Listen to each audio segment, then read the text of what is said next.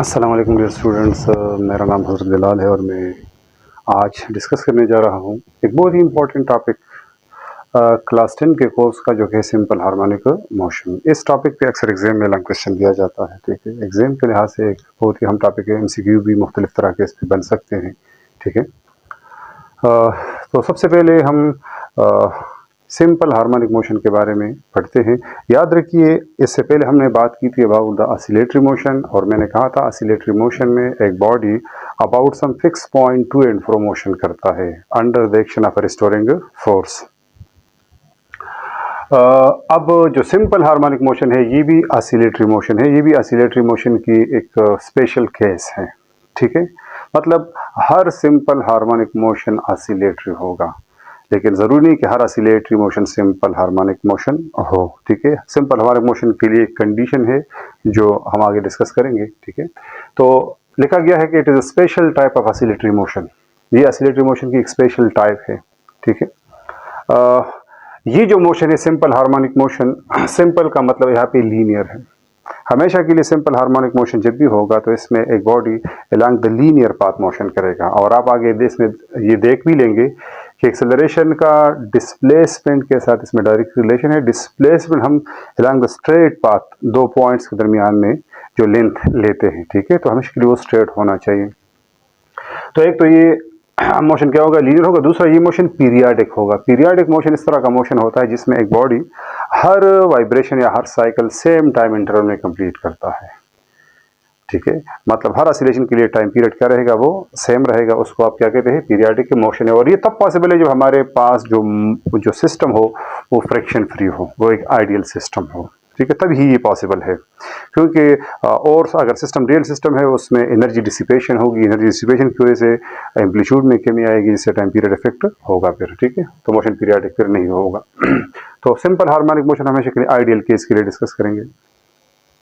It is the type of oscillatory motion. ये oscillatory motion की वो टाइप है in which acceleration of oscillating body is directly proportional to the displacement. याद रखिए, acceleration, इस तरह के मोशन में एक्सेलरेशन का डिस्प्लेसमेंट के साथ हमेशा के लिए क्या होगा, डायरेक्ट रिलेशन होगा। डायरेक्ट रिलेशन का मतलब ये है कि अगर मीन पोजीशन से डिस्प्लेसमेंट की वैल्यू बढ़ेगी तो एक्सेलरेशन भी बढ़ जाएगी। फॉर एग्जांपल, यहाँ पे आप देख रहे हैं कि हमारे पास अगर एक सिंपल पेंडुलम है, ये यहाँ पे मीन पोजीशन पे पड़ा हुआ था। ठीक है, अब अगर मैं इसको यहाँ से डिस्प्लेस करता हूँ यहाँ तक, ठीक है, तो डिस्प्लेसमेंट अगर कम हो तो ये कम वेलोसिटी के साथ एक्सेलरेट करेगा, लेकिन अगर डिस्प्लेसमेंट ज़्यादा हो, ये फर्स्ट करें x1 है और ये क्या हमारे पास क्या डिस्प्लेसमेंट x2 है, तो चूंकि x2 ग्रेटर है x1 से, तो इसके लिए एक्सेलरेशन a2 भी क्या ग्रेटर होगी a1 के मुकाबले में। ठीक है, मतलब ये है कि हमारे पास अगर ये पेंडुलम है और पेंडुलम को अगर हम मीन से थोड़ा डिस्प्लेस करेंगे तो ये जब वापस आएगा तो कम एक्सेलरेशन के साथ आएगा, लेकिन ज़्यादा डिस्प्लेस करेंगे तो ज़्यादा एक्सेलरेशन के साथ। मतलब डिस्प्लेसमेंट के साथ एक्सेलरेशन की वैल्यू चेंज हो रही है और लीनियरली चेंज हो रही है। जितना डिस्प्लेसमेंट बढ़ेगा उतनी एक्सेलरेशन आपके पास बढ़ जाएगी। इससे हमें ये भी पता चल जाता है कि जो सिंपल पेंडुलम का मोशन होता है, सिंपल हार्मोनिक मोशन होता है, ये एक्सेलरेटेड मोशन होता है। इसमें एक्सेलरेशन कांस्टेंट नहीं होती, बल्कि एक्सेलरेशन एक्स के साथ साथ मुसलसल वेरी करती है। ठीक है, दूसरा, यहाँ पे हमने लिया है नेगेटिव साइन। याद रखिए, मैंने इस अगले लेक्चर में बात की थी कि डिस्प्लेसमेंट हमेशा के लिए हम सिंपल हार्मोनिक मोशन में या ऑसिलेटरी मोशन में जब भी डिस्प्लेसमेंट की बात करेंगे तो डिस्प्लेसमेंट हम ये कहते हैं फ्रॉम द मीन पोजीशन, वो राइट साइड पे हो या लेफ्ट साइड पे हो। ठीक है, अगर हमारे पास डिस्प्लेसमेंट क्या है, वो राइट साइड पे है, तो राइट साइड पे डिस्प्लेसमेंट हम पॉजिटिव लेते हैं, तो इसके के लिए जो एक्सेलरेशन होगी वो हमेशा के लिए होगी टूवर्ड्स द मीन पोजीशन, क्योंकि रिस्टोरिंग फोर्स लगेगा टूवर्ड्स द मीन पोजीशन। और न्यूटन सेकंड लॉ के मुताबिक एक्सेलरेशन हमेशा के लिए रिस्टोरिंग फोर्स की डायरेक्शन में प्रोड्यूस होगी। तो डिस्प्लेसमेंट हमेशा के लिए अवे फ्रॉम द मीन होता है, एक्सेलरेशन हमेशा के लिए टूवर्ड्स द मीन होता है। दोनों वेक्टर्स है, तो दोनों चूंकि अपोजिट डायरेक्शन में है तो उस वजह से हमारे पास नेगेटिव साइन है। और अगर ये मीन पोजीशन है, ये राइट साइड पे गए तो x पॉजिटिव तो a नेगेटिव होगा। अगर आप लेफ्ट साइड पे आते हैं तो आप क्या कहते हैं, x को नेगेटिव लेंगे उसके मुकाबले में बाय रेफरेंस। ठीक है, तो इसके मुकाबले में a क्या होगा, अब आपके पास पॉजिटिव होगा। दोनों अपोजिट।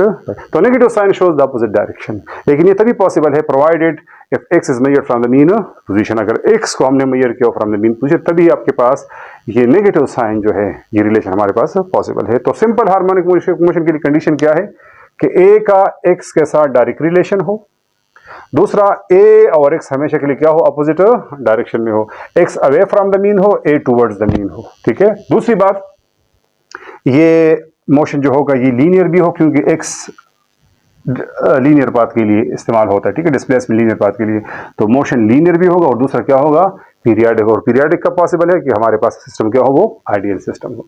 अच्छा, इसकी एग्जांपल्स हम बुक में कौन कौन से पढ़ेंगे। एक एग्जांपल जो बुक में गिवन है वो है मोशन ऑफ सिंपल पेंडुलम।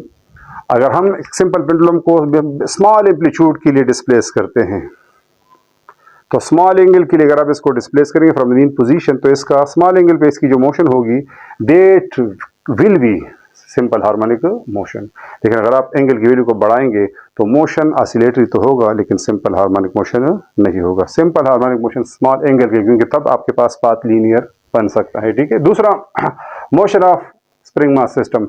अगर हमारे पास एक स्प्रिंग, एक मास हो जो कि स्प्रिंग के साथ अटैच हो और उसको हमने रखा हो एक हॉरिजॉन्टल फ्रिक्शनलेस सरफेस पे, आइडियल सिस्टम हो, तो तब भी आपके पास सिंपल हार्मोनिक मोशन का रिलेशन डिराइव किया जा सकता है। और तीसरा जो है वो है motion of ball in the bowl. एक बाउल में अगर आप बॉल को डिस्प्लेस करते फ्रॉम द मीन पोजीशन, तो वो भी जो मोशन करेगा टू एंड फ्रो मोशन, ठीक है, उसको भी आप सिंपल हार्मोनिक मोशन कह सकते हैं। तो बुक में हमारे पास ये 3 एग्जांपल सिंपल हार्मोनिक मोशन के हवाले से गिवन थी जो हमने डिस्कस की। अब हमने बारी बारी लैंग्वेस्टन के लिए, अगर आपको लैंग्वेस्टन दिया जाता है तो आपने इस तरह इसको डिफाइन करना है, और फिर वो जो पार्ट आपको गिवन है या तो आपको कहा गया होगा कि motion of simple pendulum discuss करे कि ये सिंपल हार्मोनिक मोशन है या नहीं है, या motion of mass attached to spring ये प्रूफ करे। तो एट द एंड आपने ये रिजल्ट लेके आना है मैथमेटिकली। तो अगर ये रिजल्ट्स आपके पास आते हैं तो आप कह सकते हैं कि ये मोशन सिंपल हार्मोनिक मोशन है। क्वेश्चन में आपसे इसी तरह पूछा जाएगा। ठीक है, इंशाल्लाह जब हम इन मोशन को डिस्कस करेंगे तो इसमें हम टाइम पीरियड और फ्रिक्वेंसी की बात भी करेंगे, और उनसे रिलेटेड जो इंपॉर्टेंट MCQs है वो भी डिस्कस करेंगे।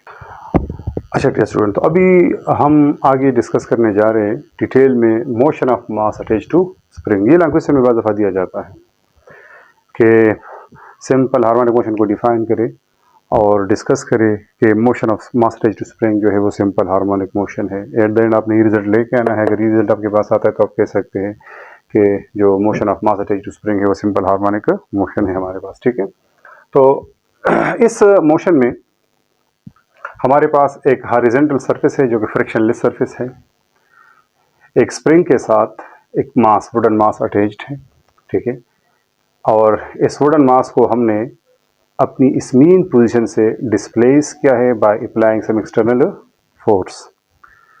लेकिन इस एक्सटर्नल फोर्स के मुकाबले में जो हमने इस पे अप्लाई किया है to displace it from the mean position, एक और फोर्स लगता है। ठीक है, जो कि elastic nature of the spring की वजह से इस पे लगेगा, और वो होगा कौन सा फोर्स, रिस्टोरिंग फोर्स।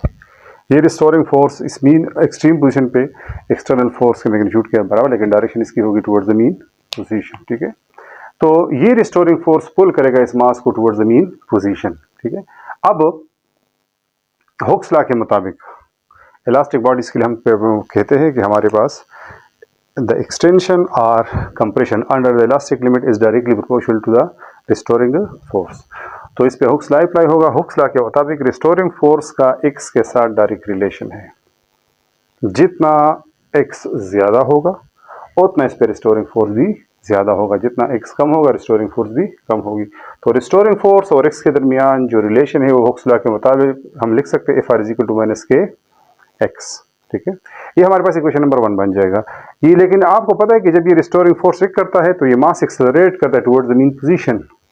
तो न्यूटन सेकंड लॉ के मुताबिक जब किसी मास पे फोर्स लगता है तो वो फोर्स की डायरेक्शन में एक्सेलरेट करता है, जिसको हम लिख सकते हैं न्यूटन सेकंड लॉ = m।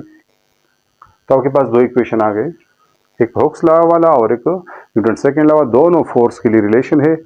तो लेफ्ट साइड चूंकि सेम है दोनों का फोर्सेस है तो राइट साइड भी सेम होगा। तो by comparing equation 1 and 2 we will get ma = -kx।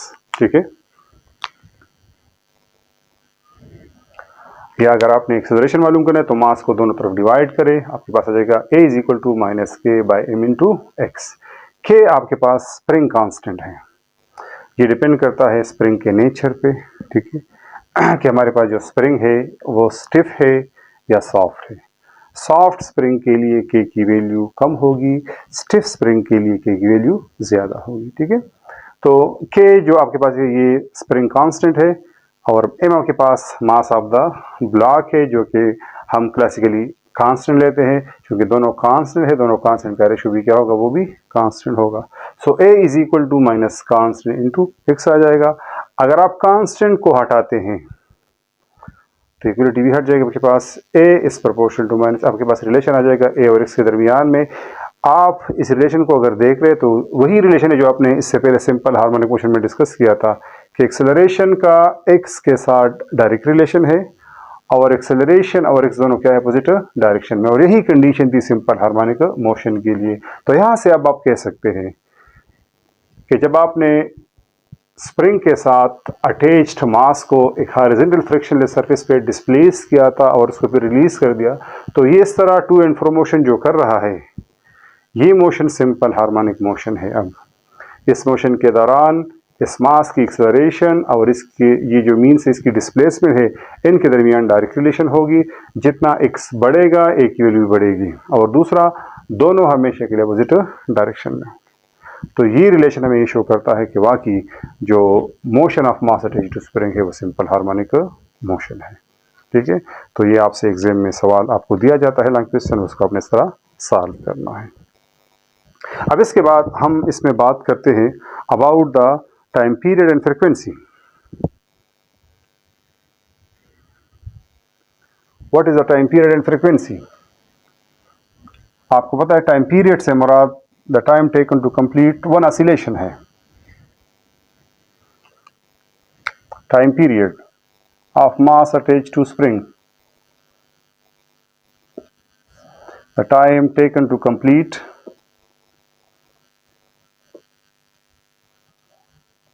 one oscillation या one cycle, it is called time period। अच्छा, यहाँ पे टाइम पीरियड मालूम करने के लिए हम इसको किस तरह मालूम करेंगे, इधर देखिए ज़रा। एज वी नो, अभी आपने लिखा है कि एक्सेलरेशन जो है उसका रिलेशन एक्स के साथ ये है, but generally simple harmonic motion के लिए हम रिलेशन लिखते हैं a is equal to minus omega square x. Omega square से हमारा यहाँ पे एंगुलर फ्रीक्वेंसी है, एंगुलर वेलोसिटी है, ठीक है, जिसको हम लिखते हैं omega is equal to 2 pi by t के बराबर या 2 पाई इंटू एफ के बराबर। अच्छा याद रखिए ये कांस्टेंट है, इसको हम कांस्टेंट ये हमारे पास आ सकता है अगर हमारे पास मोशन क्या हो, पीरियाडिक हो, क्योंकि ओमेगा आपने लिखा है 2 पाई बाई टी के बराबर। 2 पाई तो कांस्टेंट है, अगर टाइम पीरियड भी आपके पास सेम है, कांस्टेंट है, तो यहाँ से 2 पाई बाई टी से आपके पास ओमेगा कांस्टेंट आ सकता है, ठीक है। अगर ये वैल्यू बेटा मैं यहाँ पे पुट करूँ तो मेरे पास क्या जाएगा, ए इज इक्वल टू माइनस, और इसका अगर स्क्वायर लेंगे तो 4 pi square by t square into x, ठीक है। अगर इसको मैं इक्वेशन नंबर 1 ले लूँ और इसको इक्वेशन नंबर 2 कंसिडर कर दूँ, ठीक है, तो मेरे पास यहाँ पे रिलेशन आ जाएगा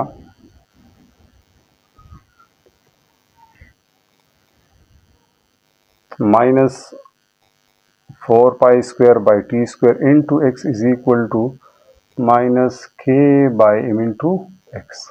एक्स एक साथ कैंसिल, माइनस का माइनस कैंसिल, तो आ जाएगा 4 pi square by t square is equal to k by m. By cross multiplication t square into k is equal to 4 pi square into m. या अगर आपने टाइम पीरियड निकालना है तो के को दोनों साइड्स पे डिवाइड करेंगे तो 4 पाई स्क्वायर एम बाई के आ जाएगा, या taking square root on both sides तो 4 का स्क्वायर रूट 2 आ जाएगा, पाई स्क्वायर का pi under the root M by K. तो ये आपके पास टाइम पीरियड का रिलेशन आ गया for the mass attached to spring, जो कि डिपेंड करता है दो चीज़ों पे, एक है मास ऑफ द ब्लॉक अगर ये जो ब्लॉक है, जो मास है, जो स्प्रिंग के साथ अटैच है, अगर ये मास आपके पास लाइट हो तो टाइम पीरियड कम होगा। अगर हेवी हो, मास ज़्यादा हो इस ब्लॉक का, तो इसका टाइम पीरियड क्या होगा, वो ज़्यादा होगा। टाइम पीरियड के साथ मास का जो रिलेशन है वो डायरेक्ट है, ठीक है। एमसीक्यूज पे बन सकता है, बाज़ आपसे पूछते हैं कि अगर हम मास को डबल कर दें तो what will be the effect on the time period. तो टाइम पीरियड के पास अंडर द रूट 2 टाइम्स बढ़ जाएगा। अगर हम मास को 4 गुना बढ़ा लें तो स्क्वायर रूट 4 का स्क्वायर रूट 2 आता है, तो टाइम पीरियड क्या हो जाएगा, डबल हो जाएगा आपके पास। ये एमसीक्यू है इससे रिलेटेड, ठीक है। इसी तरह टाइम पीरियड का के साथ इनवर्स रिलेशन है। के से मुराद स्प्रिंग कांस्टेंट, मैंने कहा था सॉफ्ट स्प्रिंग के लिए, सॉफ्ट स्प्रिंग के लिए के की जो वैल्यू है वो स्मॉल होती है। अगर के की वैल्यू स्मॉल है तो टाइम पीरियड क्या होगा, लार्ज होगा। और अगर स्टिफ स्प्रिंग है, सख्त स्प्रिंग है, तो इसके लिए के की वैल्यू जो होगी वो लार्ज होगी, तो टाइम पीरियड क्या हो जाएगा, स्मॉल, क्योंकि इनवर्स रिलेशन है। तो ये रिलेशन आपको पता हो, ठीक है, टाइम पीरियड से रिलेटेड ये है। इसी तरह अगर हम फ्रीक्वेंसी की बात करें तो फ्रीक्वेंसी आप पढ़ते हैं द नंबर ऑफ वाइब्रेशंस पर सेकेंड। आपने फ्रीक्वेंसी को डिफाइन किया है, ठीक है। और आपने ये भी कहा कि फ्रीक्वेंसी टाइम पीरियड के रिसिप्रोकल के बराबर होता है। तो यहाँ पे जो टाइम पीरियड की वैल्यू के पास आई है, अगर आप वही यहाँ पे पुट कर दें तो आपके पास जो रिलेशन है वो बन सकता है इज इक्वल टू 1/2 पाई के बाय एम। तो ये आपके पास रिलेशन आ गया किसके लिए, for the frequency of mass attach to spring. Frequency का मास के साथ इनवर्स रिलेशन है, ठीक है। मतलब अगर आपके पास एक हेवी मास अटैच्ड है एक स्प्रिंग के साथ, तो हेवी मास के लिए टाइम पीरियड तो ज़्यादा होगा, लेकिन फ्रीक्वेंसी चूंकि रेसिप्रोकल है वो कम होगी, आपके पास लो होगी। इसी तरह अगर आपके पास लाइट बॉडी अटैच है विद द स्प्रिंग और ये ऑसिलेशन स्टार्ट है, तो लाइट बॉडी के लिए टाइम पीरियड क्या होगा, कम होगा, फ्रीक्वेंसी ज़्यादा। फ्रीक्वेंसी ज़्यादा मीन नंबर ऑफ वाइब्रेशंस एक सेकंड में ज़्यादा परफॉर्म करेगा, जल्दी जल्दी परफॉर्म वाइब्रेट करता रहेगा, ठीक। तो ये थी discussion about the time period and frequency of mass attach to spring. अच्छा, कुछ यहाँ पे एमसीक्यू जो डायग्राम के पास गिवन है, इसमें अगर आप एमसीक्यू की बात करें, याद रखिए सिंपल हार्मोनिक मोशन के दौरान जब एक मास, ये है मीन पोजीशन, ये है एक्सट्रीम पोजीशन, जब मास एक्सट्रीम पोजीशन पे हो तो उस पे रिस्टोरिंग फोर्स की वैल्यू क्या होगी, हमेशा के लिए मैक्सिमम होगी, क्योंकि रिस्टोरिंग फोर्स का एक्स के साथ डायरेक्ट रिलेशन है। किसके साथ, एक्स के साथ। एक्स ज्यादा फोर्स ज्यादा, एक्स कम फोर्स कम। एक्सट्रीम पे एक्स की वैल्यू मैक्सिमम होती है तो फोर्स भी क्या होगा, मैक्सिमम होगा। ये मैं मैग्नीट्यूड की बात करूं, डायरेक्शन की बात करें तो यहाँ पे नेगेटिव साइन भी आएगा, ठीक है। तो अगर फोर्स मैक्सिमम है तो न्यूटन सेकेंड लॉ से, जहाँ पे फोर्स मैक्सिमम एक्सेलरेशन भी उनके पास क्या होगी, मैक्सिमम। यहाँ पे ये ब्लॉक चूंकि रेस्ट में, तो वेलोसिटी क्या होगी, जीरो।